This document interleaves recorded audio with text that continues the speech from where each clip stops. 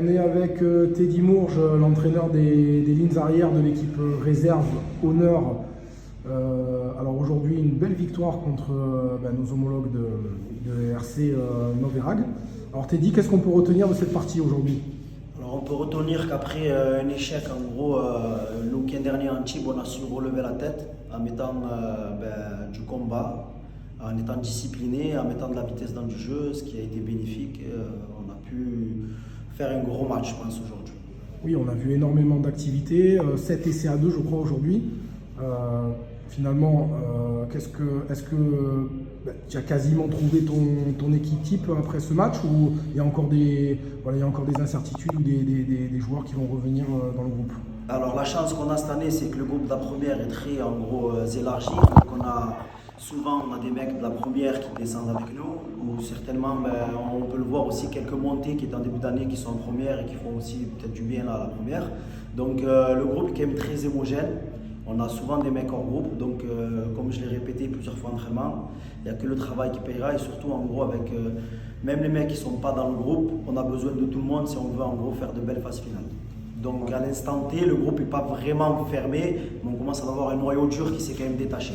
Alors ce qui est intéressant, c'est qu'on a un bon groupe avec de bons jeunes et des anciens d'ailleurs, qui tiennent aussi, qui font un bel équilibre dans ce groupe. Bon, on a été quand même extrêmement déçus de la prestation à Antibes. On a vu que les joueurs se sont finalement responsabilisés parce que ce n'était pas forcément gagné sur cette rencontre. Il fallait gagner absolument pour être deuxième. On finit donc deuxième du championnat. Et contre qui nous allons jouer? Quels sont un petit peu, est-ce que tu as des infos sur les équipes qu'on va jouer? Alors oui, c'est ça. Après, comme tu dis, après une déconvenue à Antibes, les joueurs seront mobilisés. C'est déjà un très grand point. Ils ont pris leurs responsabilités. Et en termes de phase finale, on devrait donc du coup prendre Marseille, qui est quand même un gros vivier de rugby, avec une ville quand même avec du potentiel. Donc du coup, ils ont un groupe senior très élargi. Donc du coup, on va affronter une très belle équipe de Marseille, avec qui on va préparer cela avec le plus grand sérieux possible pour pouvoir réaliser de belles prestations. Sachant que le quart de finale sera là-bas et le retour à la maison, ce qui est quand même un avantage. Voilà, donc en espérant que tout le monde se mobilise aujourd'hui, parce que ce qui était sympa, c'est qu'il y avait vraiment du monde aujourd'hui. Ça, c'est super important pour les joueurs, j'imagine. Est-ce que eux-mêmes se sont un petit peu transcendés grâce à ça, peut-être? Oui, effectivement, quand tu joues avec, il y a du monde, des supporters, un peu de bruit, de la fanfare, ce qui donne envie de faire des phases finales. On peut s'apercevoir qu'en gros, ça dynamise un groupe. J'ai senti les mecs concernés avec l'envie de bien faire et de rendre aussi un peu la monnaie de la pièce au club, ce qui est important aussi. Alors, donc là, on change complètement de championnat. C'est des matchs à élimination quasi directe, puisqu'il y a des matchs aller-retour.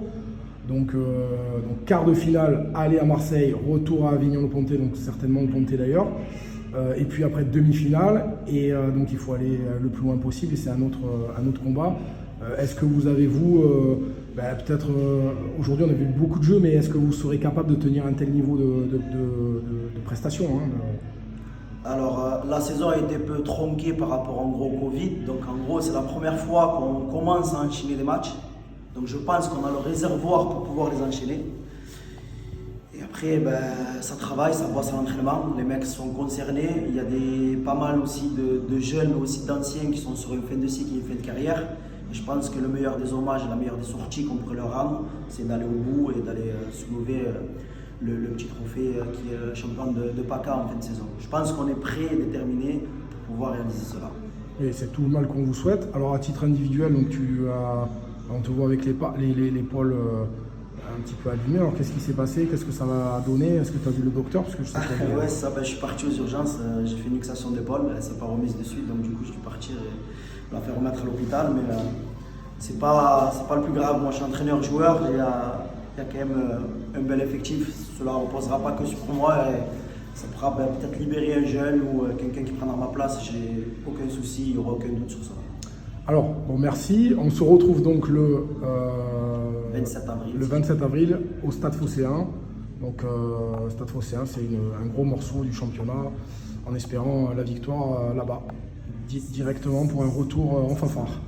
C'est ça. Surtout que le retour, on pourra jouer et la première et la réserve, un quart retour à la maison. Donc, je pense qu'il faudra qu'on ouvre comme on dit, un peu le bal, le chemin aux copains de la première pour leur montrer la voie. Voilà. Merci Teddy, à bientôt.